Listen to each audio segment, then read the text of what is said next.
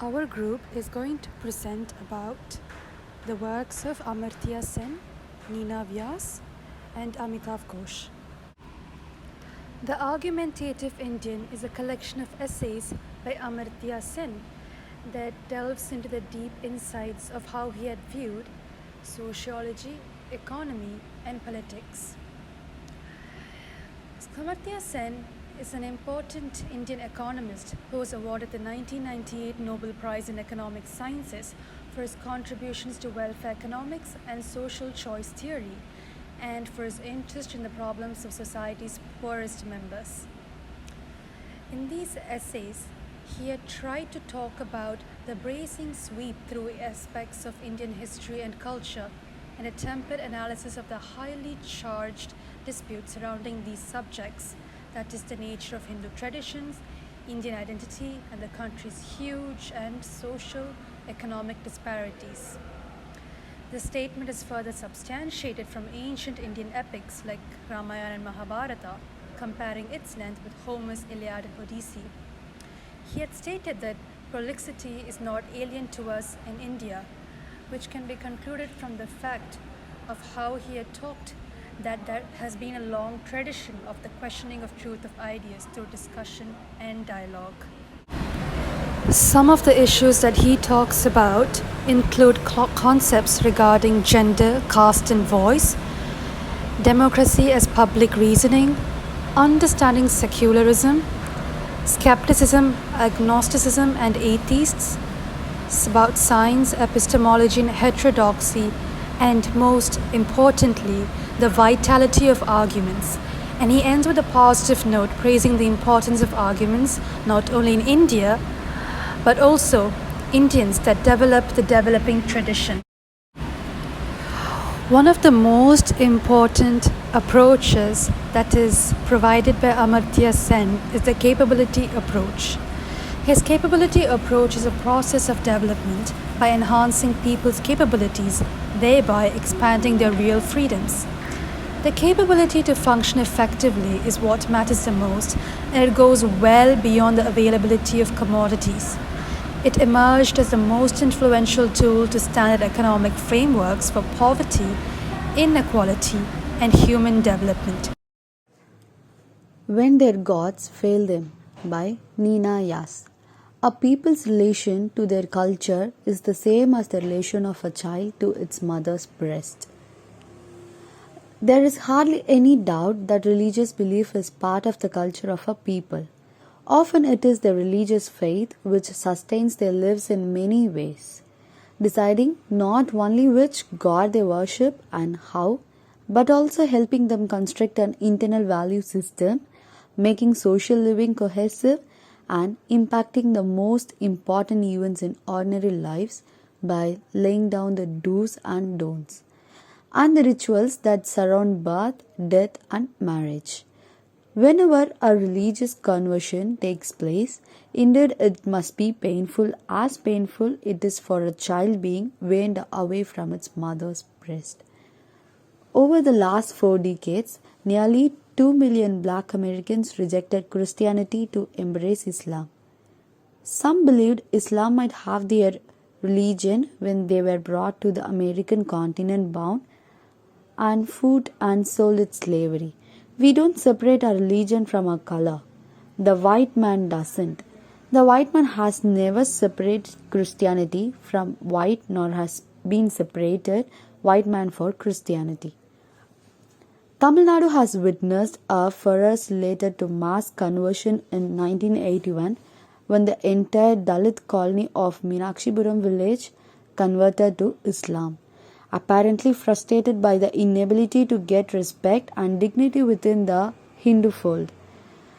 When, for centuries, religious practices have forced 1/4 of the total population of the mainstream of almost all religious activities and rituals, when these people have been forced to find employment in jobs considered impure and dirty by the upper caste, when they have been robbed for their dignity as humans, denied entries into people, temples, forced to live in separate habitats, denied from water and commonwealths.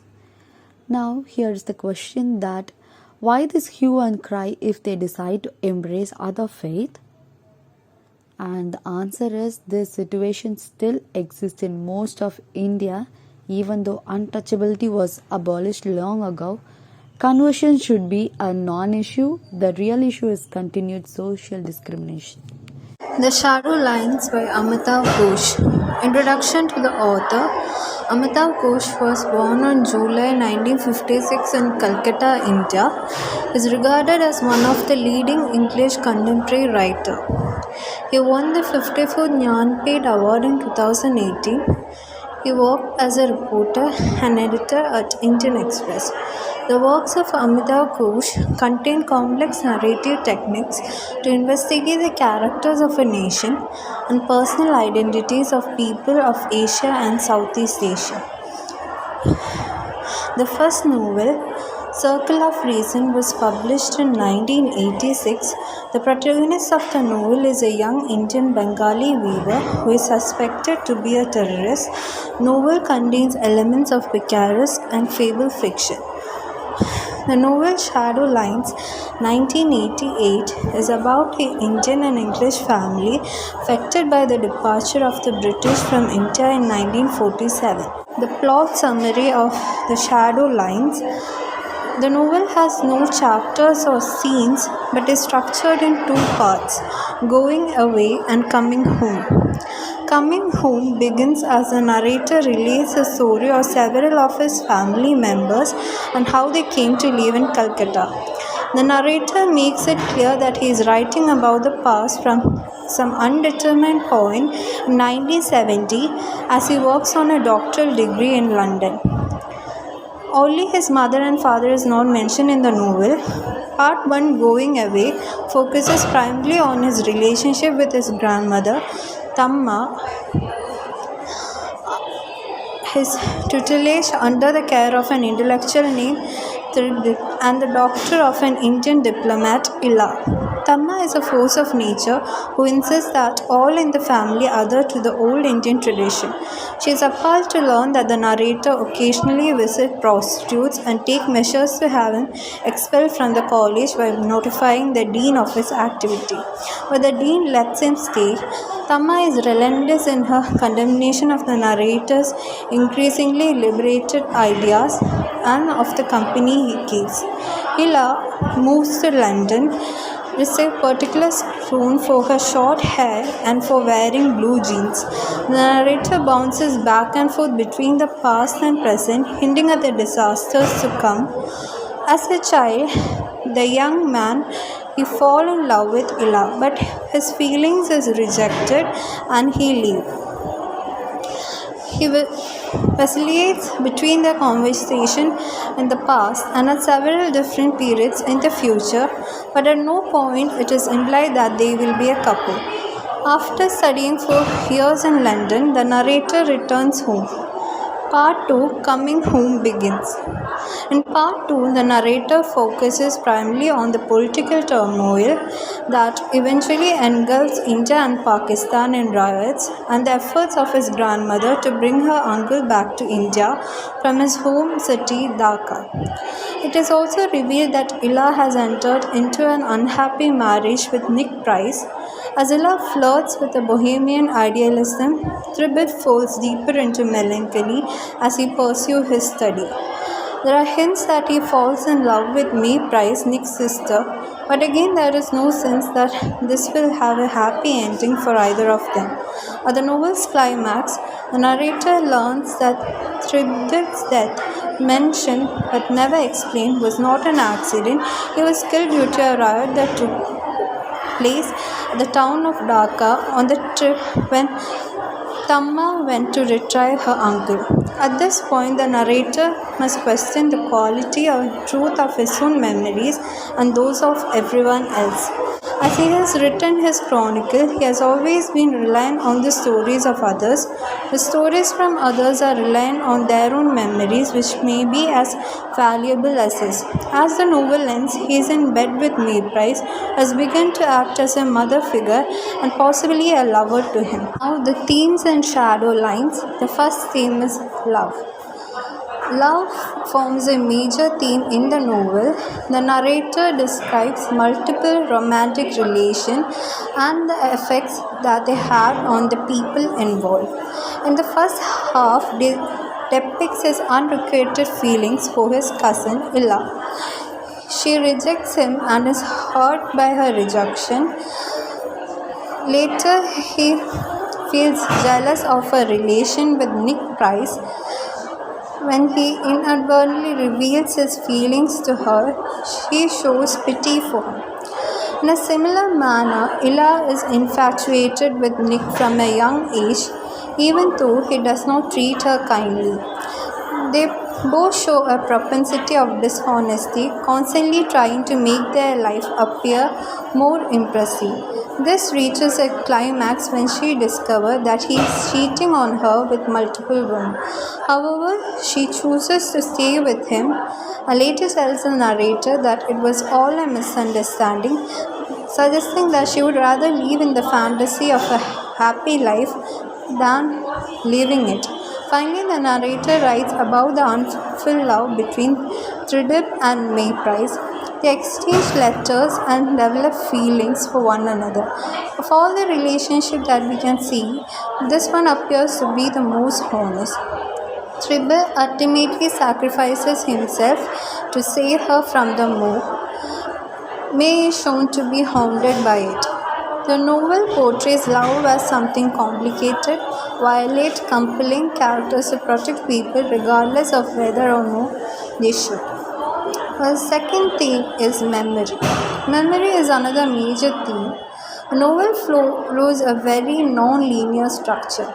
The narrator seems to remember events as they come to him, loosely connecting, sometimes seem to share only a tangential connection. However, without making it explicit, narrator eventually makes these separate events cohere. A good example of this occur in the middle of the novel, while the narrator recalls one of Illa's visit to Calcutta alongside one of his last conversations he had with his grandmother on deathbed. He remembers how his grandmother was furiously angry at Illa that she chose to live in London. She claimed she abandoned their homeland and ignored the sacrifices made by the people who made it possible to live there. She grows increasingly agitated and accuses the narrator of protecting her constantly. The narrator then pivots and describes an instance when Ella wanted to go to a club and how Robbie refused to let her dance. She ends up screaming that the lack of freedom she experienced in India is the reason why she moved abroad. Finally, the narrator reveals that this story he tells his grandmother as an explanation. This moment reveals how these memories are linked while also showing the similarity in the opposing views of grandmother and Ella. In this way, the narrator manages to capture the memory really functions, highlighting how his mind associates seemingly and unrelated events across time. The third theme is class. The narrator frequently make notes of class differences between character.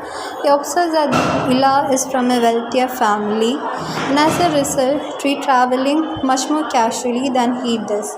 She also pursues a relationship with Nick because she sees him capable of providing luxurious life, a similar fashion. His grandmother often speaks dismissively to the servants or people in the lower class than her. She has little interest or sympathy towards their life. This is notable in the scene in which the wife of one of her relatives is struggling financially and she shows no compassion, focusing only on the possibility of extracting her uncle from Dhaka. The element of class is pervasive throughout the book and has a lingering effect on many moments like this. Next theme is family. Family forms a major theme in the novel. Throughout the novel, the narrator focuses on the bond shared by his family. The focus of every part of the book is on different members of the family and frequently centers around the time that they spend together. However, the narrator also highlights the tension inherent to many of these relationships, with particular focus on his grandmother's harsh perspective of others. His grandmother describes Tridib for his refusal to use his family connection, and she hates Ella for the decision to move to a western country. In the second half of the novel, she expresses an overwhelming desire to bring her family back together by retrieving her uncle Jadamusha in Dhaka. This was ultimately proves to be family's undoing, as her attempt leads to the death of the uncle as well as of Tridib and their guide. The ultimate tragedy of the book is the narrator's grandmother destroys her family in an effort to reunite it. Narrator seems to question whether family can really draw strength and support from each other. In the novel's most poignant moment, Ella and the narrator embrace Robbie after he finally speaks about watching his brother's death.